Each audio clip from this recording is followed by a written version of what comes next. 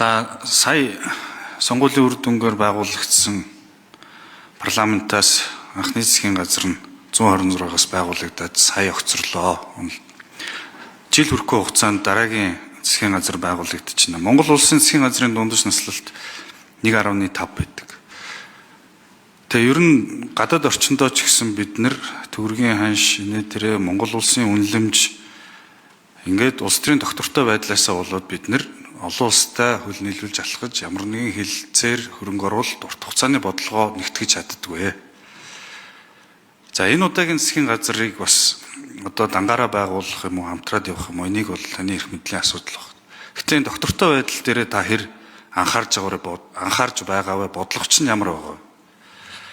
За хоёрт бид нар энэ засгийн газрын докторгүй байгаа байдал нь ихэнх нь энэ уул уурхаагаас хамааралтай энэ ороо босгоо эдийн засаг энэ доктортой эдийн засгийн докторгүй байдлаасаа ер нь арт түмэн бизнес эрхлэхэд хэцүү татварын орчин доктортой бус улс төрийн шийдвэрүүд доктортой бус энэ бүх байдал бол уул уурхаан бүтээгдэхүүний орон уул уурхаан үнийн өсөлт уналтуудаас бидний засгийн газар дам нөлөөтэй унж осоод байгаа. Тэр эдийн засгаас солонгоруулна гэж бид нар олон жил одоо анх энэ байнгын парламент ажилласнаас хойш үндсэн хуультай болсноос хойш бид нар олон төрлийн тулгуур эдийн засгтай болно гэж ярьж ирсэн. Тэгтэл өнөөдрийн байдлаар бид нар уул уурхаагаас хамаарсан хэвээрэл 90%. Мал аж ахуй одоо манай дотоодын нийт бүтээгдэхүүний 11%. Тэгтэл хөдөлмөрийн зах зээлийн 21% нь мал аж ахуйн салбарт ажиллаж байна. Та хоёр саяхан хангаан бүсийн тойрог дээр хамт өрсөлдөөл явж исэн хүмүүс. Иргэдийн малчтын амжиргаа ямар байгааг бид нар мэдж байгаа. Малын гаралтай түүхийд өнөөдөр жалганд хаягдж байгаа. Сонгуулийн үеэр мөрийн хөтөлбөр дээр бид нар малын гаралтай түүхүүдийг боловсруулах үйлдвэрийг барина.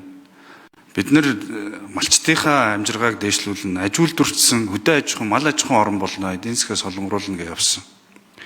Таны хувьд их хурлын дарга байж үзсэн, ерөнхийлөгчийн тамгын газрын дарга байж үзсэн. Одоо засгийн газрыг тэргүүлэх байна.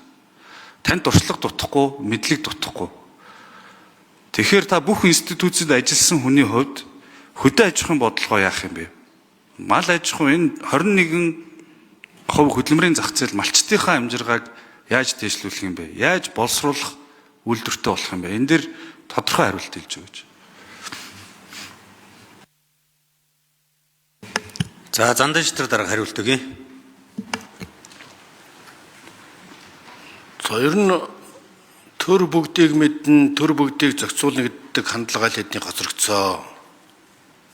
Хөдөө аж ахуйч төр мэднэ, малчтын амьдралыг төр мэднэ гэж биш. Малчид чинь танд бол одоо мал яаж маллахаа марксизмаар заалахгүй гэд хэлдэг. Зүгээр мал аж ахуйн салбарыг өөдөн дадах ноос ноолуур арьс шир малын гаралтай түүхүүд бүтээгдэхүүнийг хүнд оруулахын тулд босруулах аж үйлдвэрийг дэмжихийн тулд тэрнийг борлуулах зах зээлтэй болох асуудал нэгдэх зорилго байна. Ноос ноолуур арьс ширэн бүтээгдэхүүн гадаад одоо зарагддаг, гадагш нь экспортлдог зах зээлтэй болох хэрэгтэй.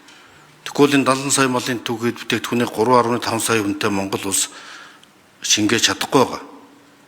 Ийм учраас экспортын зах зээлийг нээх нь мал аж ахуйн салбарыг дэмжих нэгдэх хандлага. Хоёрдугаард нь түүхийд бэлтгэлийн тогтолцоо, шинэ хоршоо хөдөлгөөнийг жинхэнэ утгаар нь хэрэгжүүлж, мал аж ахуйн түүхийд бэлтгэлийн тогтолцоо хэрэгжүүлэх, энэ үндсэн дээр малын эрүүл мэнд чанарыг сайжруулах. Одоо махаа экспортлохын тулд мал маань эрүүл байх шаардлагатай. Арьс шир ноос ноолуурын бүтээгдэхүүнээ одоо боловсруулж эцсийн шатны бүтээгдэхүүн үйлдвэрлэхийн тулд нэмэн үртэг шингээх шаардлагатай. Одоо цагаан алт хөтөлбөрийг хэрэгжүүлж байна. Энэ орон нутгаас хүсэлтүүд ирүүлж орон нутгатойгоо хоршоодоо дэмжих, энэ мал аж ахуйгаа дэмжих зохис бодлогыг хэрэгжүүлж байхад энэ дээр гишүүд маань ч гэсэн санаачлагтай ажиллах хэрэгтэй.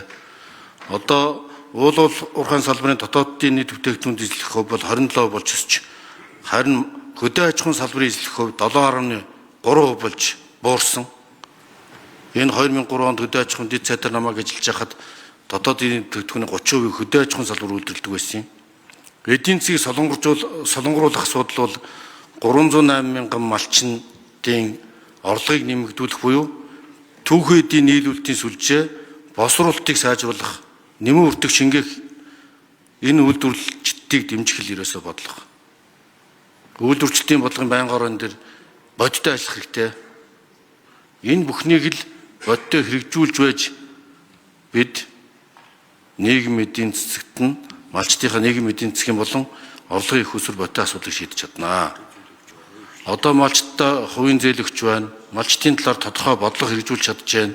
Тийм учраас энэ бүхнийг бид бодиттой хэрэгжүүлэхийн тулд энэ мал аж ахуйн бодлого, хорчоожуулалтын бодлого, малчин эрхийн нэгдсэн холбооны хуулийг бодиттой хэрэгжүүлж энэ нийлүүлэлтийн сүлжээ, түүхийд бэлтгэлийн сүлжээ, за борлуулалтын гадаад зах зээлийг нээх юм зохис бодлого хэрэгжүүлэх шаардлагатай. Одоо дархны энхий эдлийн үйлдвэр дээр очиад үзээрэй. Ноос ноолор үйлдвэрүүдээр яваад үзээрэй. Нэг шат агцсан байгаа шүү. Ноос ноолдвор манайх бол одоо түүхийд 320 сая доллараар ноолроо түүхийгээр нээгсрэлдэг болсон бол одоо ямар ч байсан угаагаа самнах бүрэн хүчин чадалтай боллоо. Дараа нь утас хийх, эрэх, за бүр цаашлбал эцсийн бүтээгдэхүүн үйлдвэрлэхэд 1 тэрбум доллараар экспорт нэмэгдэх. За дээр нь 7,000 ажлын байр нэмэгдэх юм болцоотой. Ганц ноолуур цагаан алт хөтөлбөрийн хүрээнд тэмцэхэд бол нэг орон төвд бодиттой хэрэгжүүлэхэд манай гишүүд ч гэсэн онцгой анхаарал ажиллах шаардлагатай байна. Шат болгон дээр нь зээлгэж байгаа юм. Босруулалтын.